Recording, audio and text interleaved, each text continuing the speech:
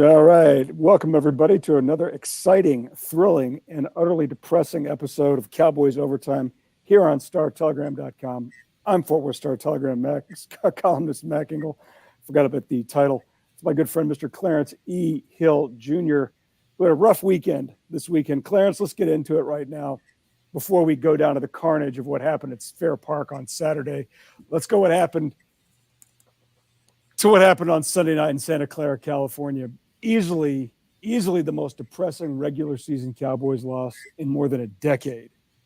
Big showdown, measuring stick. Cowboys are going to prove that they can run with the biggest and baddest dogs in the NFL, and they get taken to the woodshed.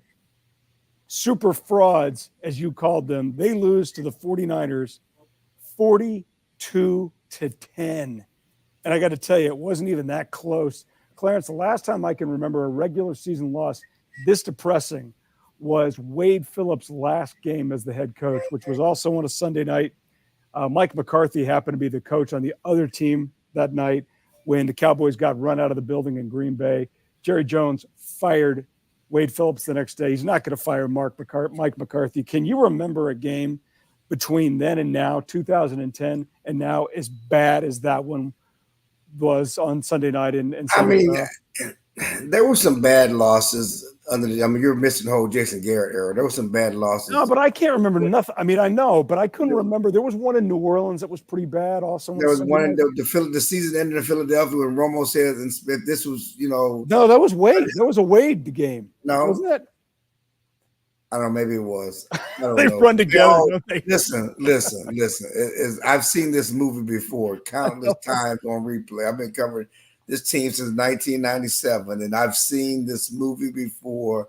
Just change the date, okay? Just change the date. I mean, there have been some bad losses, been some bad clunkers with this team, but it's not so much of the bad clunkers. Is when you go in and talk so much trash, you put so much into this game, a regular season game, and you say, I want revenge, and you say, I want validation, you say, this is a measuring stick game, and you say this, and you say that, and then you go lay an egg like that. I've never seen that. The problem I have with it is that, I mean, this team legitimately had played very well, but one game. And not just well, but great. And they looked the part this time. They really did. And then they go out and just get totally emasculated and exposed. Not just the quarterback. The receivers were terrible. The tight ends were terrible. The fullback was bad. The offensive line was horrific. The defense was god-awful. The coaching staff was putrid. Micah Parsons wasn't even there. The only guy who did anything was the kicker. And that's the thing that's most discouraging is that there wasn't one facet really that showed up. They all got taken to the woodshed. Can you think of anybody other than the kicker who can look at themselves in the mirror and say, yeah, I did all right? I mean, there are plays. I think Tyler Smith played pretty well. If you look at some of his individual clips, and Jonathan Hankins knocked down a couple of passes he may have done. I mean, they're 1 or 2, and really Kevontae Turpin had the big play. They got him back in the game until he got hurt.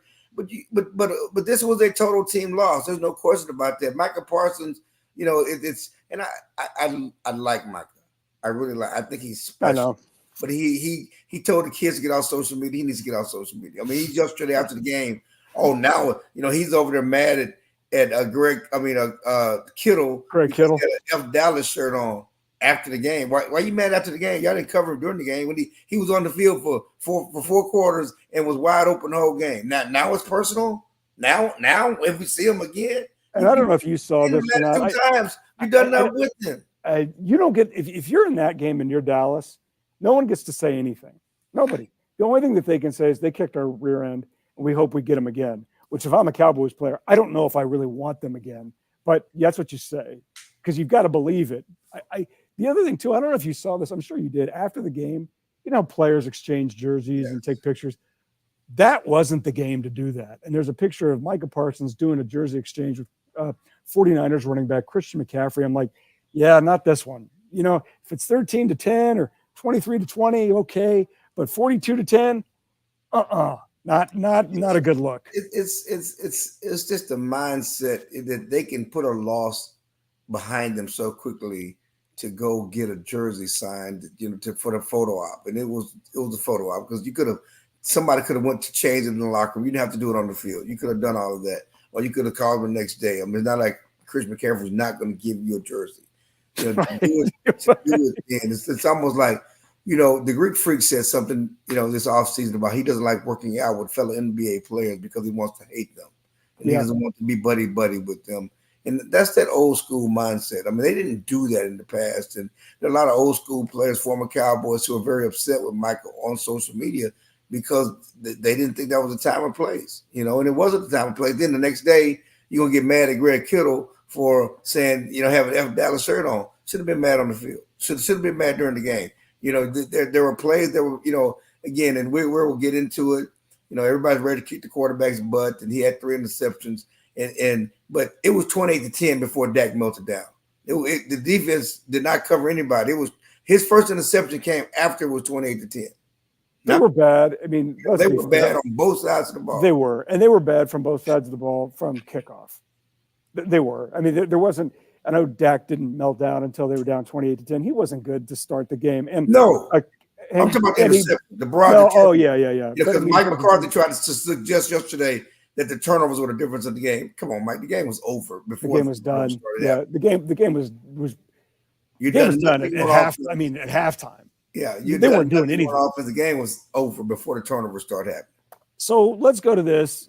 Of all the Cowboys to be under fire, certainly the quarterback is taking it a lot, and the head coach is too.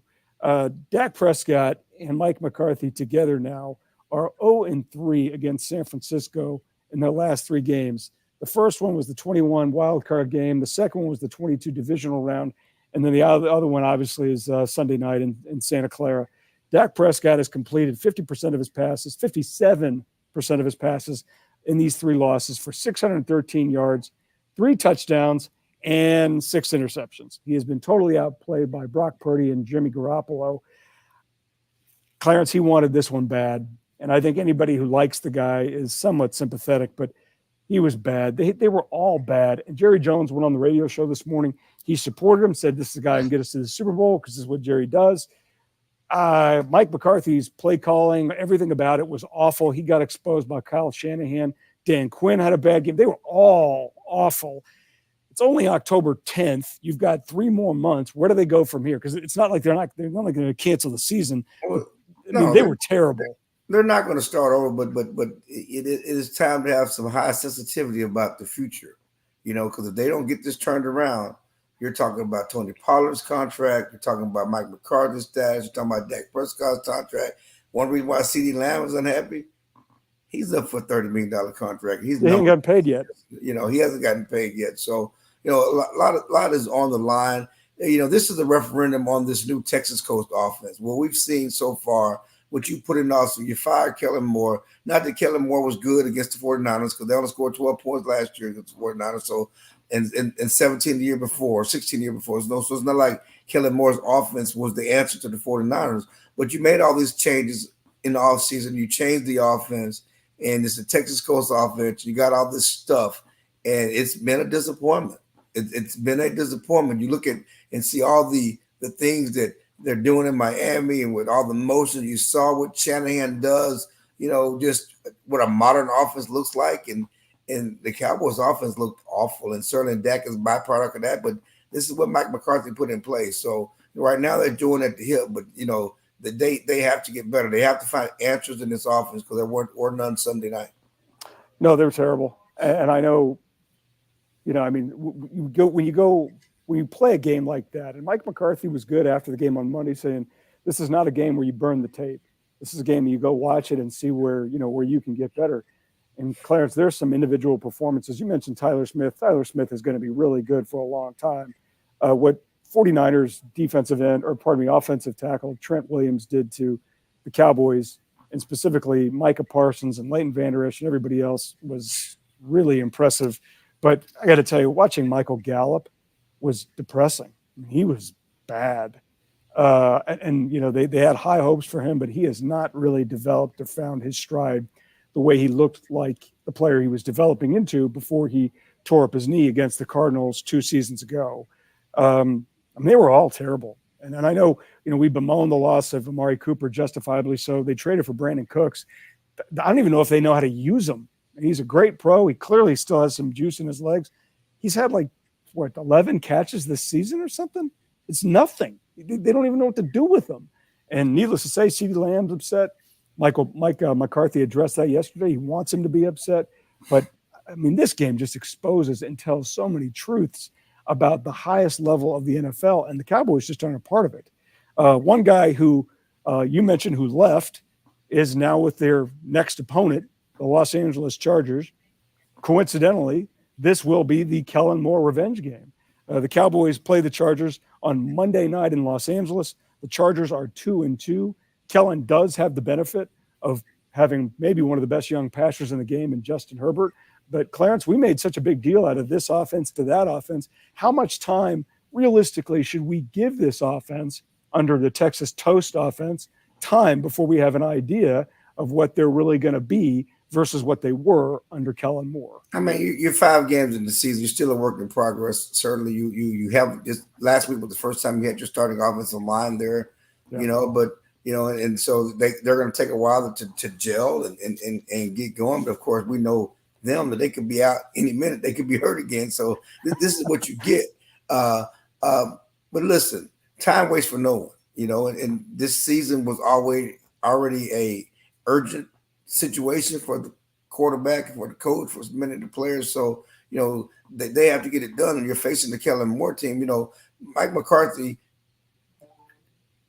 threw Kellen Moore under the bus. Let's just be real. Totally. He threw him under the bus. And he talked about, I don't want a number one offense. I want offense that wins. And I don't want to put all these stats up and all this stuff. So it's personal. And, it's funny. We've had these games about, last 2 weeks ago, it was, what is Zeke going to tell the Patriots about the Cowboys personnel? And last week, it was, what is Trey Lance going to say about the 49ers? Really didn't tell the Cowboys anything about the 49ers. Well, if anybody knows the Cowboys best is Kellen Moore. He knows the personnel, offense, defense, and everything else. So, he will have an interesting hand up. But of course, they know him as well as, as well. So we'll see. But yeah, this is personal for Kellen Moore, whether he says it or not. And Mike McCarthy, it's personal for the Cowboys because you can't lose 2 games in a row. You can't go from that outing against the 49ers and lose. And this is going to be a tough game. It's Monday night. The Chargers have had a week off. They had a bye week last week. So they got the bye week plus the extra Monday, day on Monday night to rest up and watch the Cowboys and really game plan for them. But it's acute right now. It's hard to say must win in week 6, but for a Cowboys team, their psyche, and what they have coming up, because after that they got a bye. Then they have you really don't want to go in the bye on a 2-game losing streak at 3-3. You don't. Then you face the Rams, which has a lot of eye candy that confuses the Cowboys defense like the 49ers did. And then you got a game at Philadelphia, which is already 2 games behind Philadelphia. You don't want to go 3 games behind Philadelphia NFC. So a lot is riding on this game.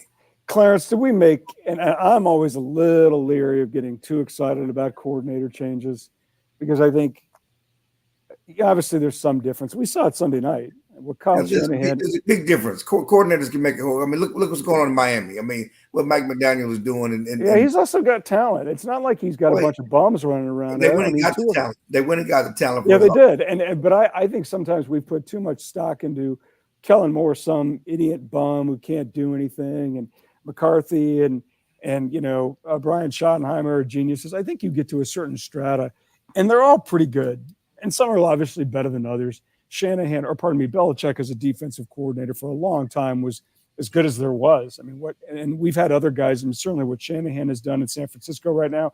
You mentioned what the guy McDaniel has done in Miami, but from what you've seen, Clarence, is there really that much difference between this Cowboys offense under Mike McCarthy and Brian Schottenheimer than the productivity we saw under Kellen Moore? Well, first of all, yes, because the Kellen Moore offense put up points. They may not put that up against San Francisco, but they put up points. You're right. They scored. The Cowboys under Dak Prescott the last 2 years, when Dak Prescott started, scored more points than any offense in the NFL. Those are facts. Right now, they're not scoring touchdowns. Passing, running, nothing. against nobody, not even the bad teams. No, but you know what they're doing really well? Kicking the hell out of field goals. Okay, we got to take a break. Let's hear from our friends at Window Nation. Window Nation, the star of window replacement and the official window replacement partner of the Dallas Cowboys, can help you fill the house this season with savings. Buy 2 windows, get 2 free, and put no money down. Make no payments and pay no interest for 2 years. Fill your house for a customized authentic Dallas Cowboys jersey while supplies last. You could even help fill the Cowboys house and win tickets to a game. Call 866-95-NATION or visit windownation.com/Cowboys now for details. Window Nation, proud partner of your Dallas Cowboys. Thank you very much, Window Nation, for being with us here on Cowboys Overtime on StarTelegram.com for all season long. Clarence, you mentioned it at the top.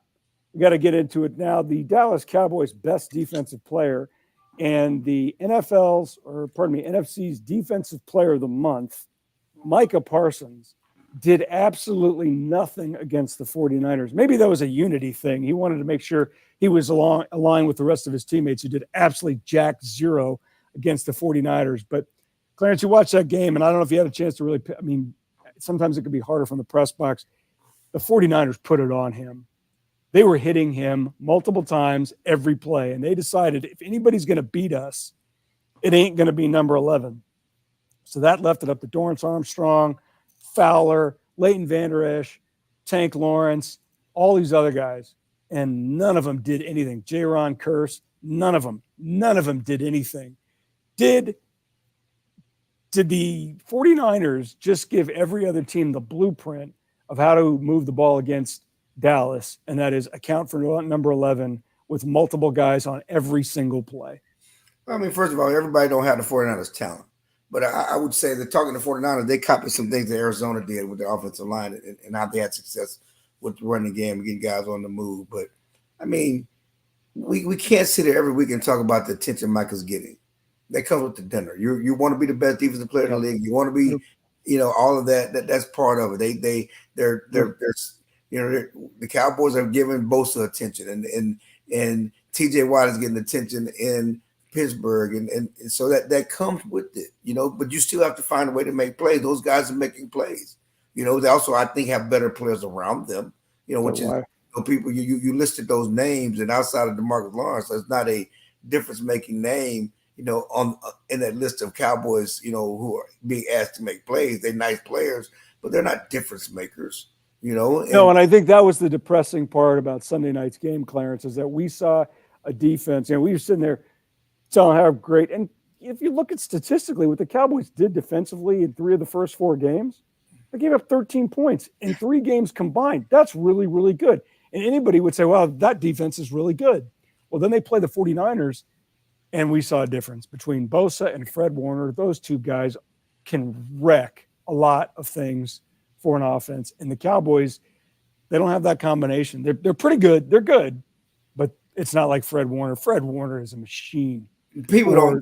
Bosa overshadowed. Fred Warner may be the best player on that defense. I think you're right. What he can does, get sideline to sideline. He can cover wide receiver. He was running stride for stride with Brandon Cooks on a deep route.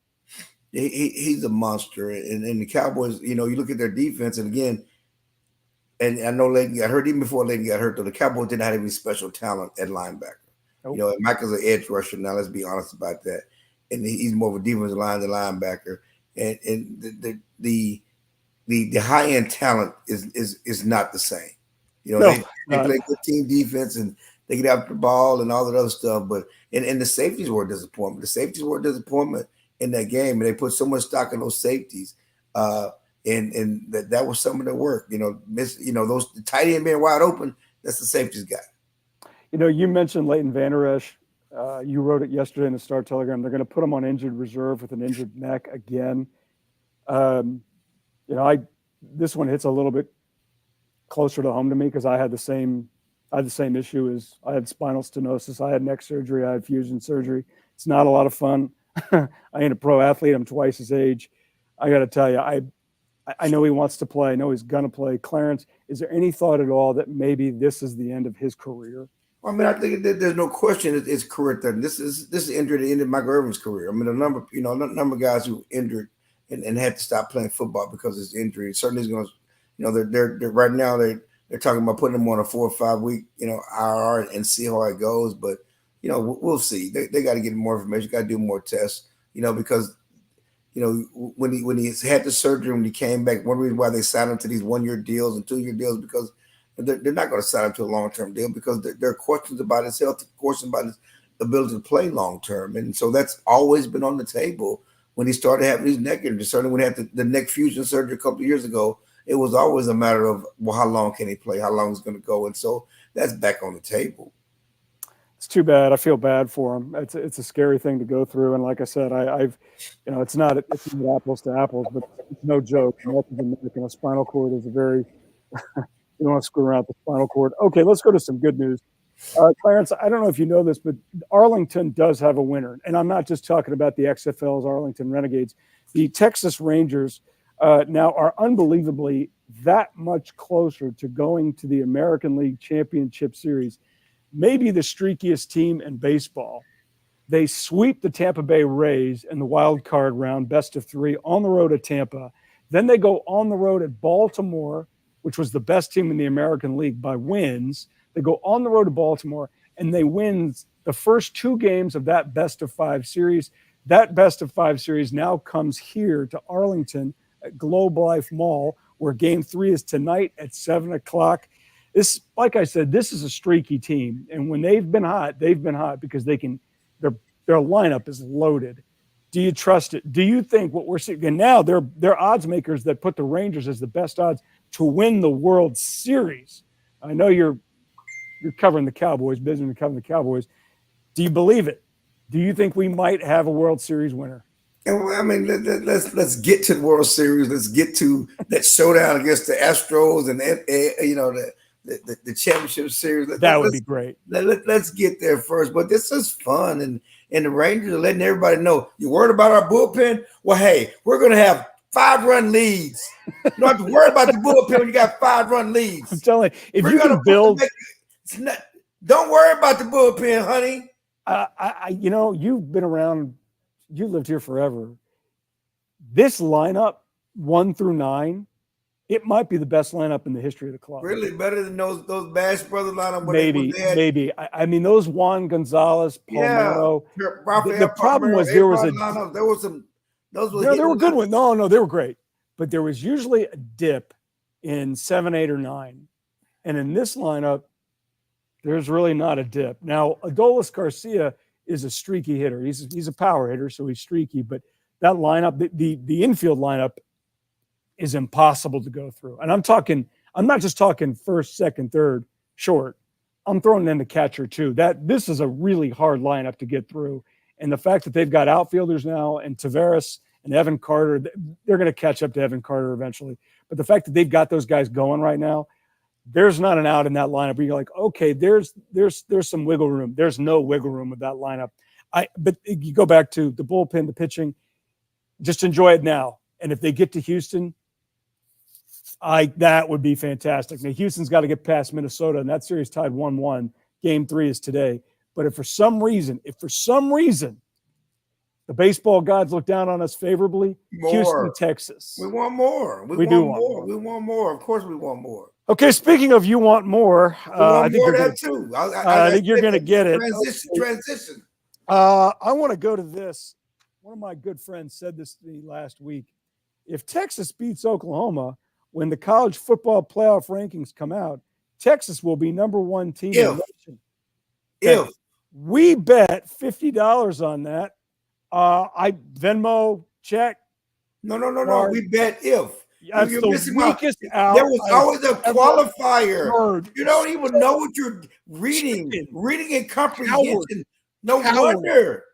No wonder I side with Jennifer. You don't read and comprehend.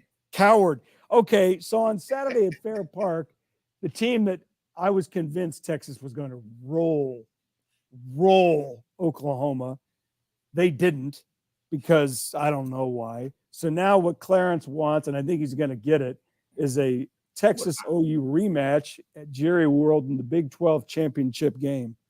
Clarence, Texas lost 34-30 by allowing Oklahoma to walk down the field 75 yards in 5 plays to score the game-winning touchdown with 15 seconds remaining. How in God's name did Texas lose this game? And don't give me, that's a rival. You never know. They're the better Sooner team. Magic, baby, Sooner Magic. Never heard of Sooner Magic? That was crazy. That just makes me sick. And I have no rooting interest. I can't. It's just the fact I've lived here now more than half my life. And you said it best one time. You don't even remember when you said it. When Texas won the national championship game 500 years ago, you were on the radio next day. I was listening to you, and you said the best part about it was the fact that it was all these Texas kids that were a part of that team, that comprised that team that won the title. And I am sick of the fact that our best players keep going 3 hours, 4 hours, 5 hours north to Norman, Oklahoma to play football. Just stay here. Just stay here. And that's why I want to see some A&M, Texas, TCU. I don't care.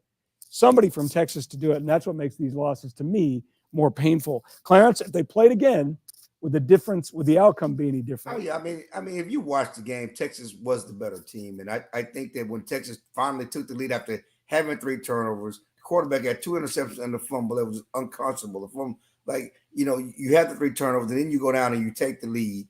And it's funny because I was talking to Chip Brown. It's like the Cowboys. I mean, the Cowboys and Longhorns, they parallel so much. Neither can score in the red zone. They 4 shots. I'm there. Somebody put it. They're one of the worst. As well as they played, they're one of the worst teams in the Big 12 in red zone offense. It's crazy. They have 4 shots at the one. They don't get in. All of this stuff, and yet they go down and take the lead with 1:17 left. And I think everybody took a. Oh yeah, right. We got through it. They relaxed and they just let OU walk down. I mean, I just don't understand them letting them walk down the field. And did you see it coming? I was worried about my flag because okay, they're going to go down and kick a field goal. Go to overtime. No, it wasn't overtime. Did you having watched 1,000 of those games, and crazy things happen, and that's what makes that game so great. When Texas did score the go-ahead touchdown, they're up 30-27. It's 1:15 left. Did you think, okay, we got this? Yeah. Or did you? No, I mean, I thought it was over because Oklahoma hadn't scored since early in the third quarter, so the defense had finally gotten their footing and stopped the OU offense. And I'm like, Gabriel's not. They don't have any dynamic receivers. They're not going to pass the ball down the field. I mean, but he had a big run, and and just I just don't know what happened. But yeah, most people, I think again, I blame the Texas defense. I think the Texas sideline relaxed. And just got blindsided. And I do believe it'll be a great rematch. It certainly was one of the most watched games on television throughout the weekend. And this is what the Big 12 should want in Dallas, although I know Yorkman does not want Texas and Oklahoma. No, he does not. But they still get money from Texas and Oklahoma. Yeah, they'll take the cash. They would still like the ratings from Texas and Oklahoma. They would want them in the playoffs, get some of that playoff share. I mean, I think they would like some of that. Because there's no one else in the Big 12 that can measure up. But you want more. I mean, this is what you want. This is funny because this is what we thought we would have so many times over the years. Oh, Texas, when they redid the format and said the 2 best teams and we're going to get to the championship game. And how many times we think, well, it'll be Texas, Oklahoma twice a year and for a couple. We had it one time. It's only happened once. And it's kind of fitting that the year they go out, it happens again. And you're right because I went to the TCU Iowa State game on Saturday night in Ames. TCU is a reflection of a young quarterback who's hurt again. There's nobody else really in the league that looks to be, kind of a threat. One of these teams is going to lose. There's no doubt about it. Again, I firmly believe that. But I have any idea against who. It'll just be as a result of one of those teams having kind of an off night because they're kind of checked out or not all the way in, and they get caught up in a close game and they lose. Okay, let's go to our predictions for Monday night. Cowboys at the Chargers. The Chargers are 2-2. Dallas is a 2-point favorite. Now, Clarence, you are 3-2 overall and 3-2 against the spread. I am 4-1 overall. However, 2-3 against the spread. I'm going to go ahead. I don't know. You give me your pick first. You're a cheater. You know you're a cheater, right? I'm not cheating. You do this. You're going to pick it. You're going to pick the opposite because you're trying to cheat. I know. No, I'm not. Okay, I'll pick first. I'll say.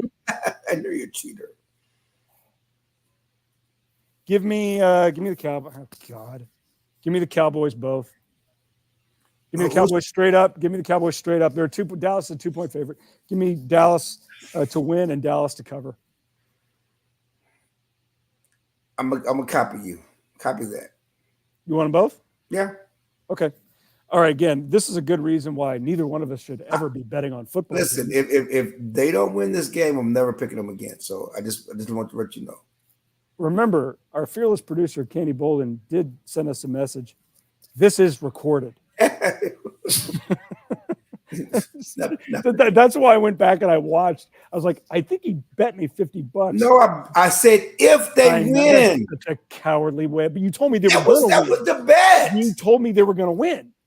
You told me they were going to win, and then you're like, yeah. We did not bet on the outcome of the game. We bet on whether they're going to be number one if they won. You told me they were going to win. You told me they were going to win. And then you're like, okay, which way? It can't have it. You told us. We had a specific bet. Is if they win, they will be number one. That was the bet.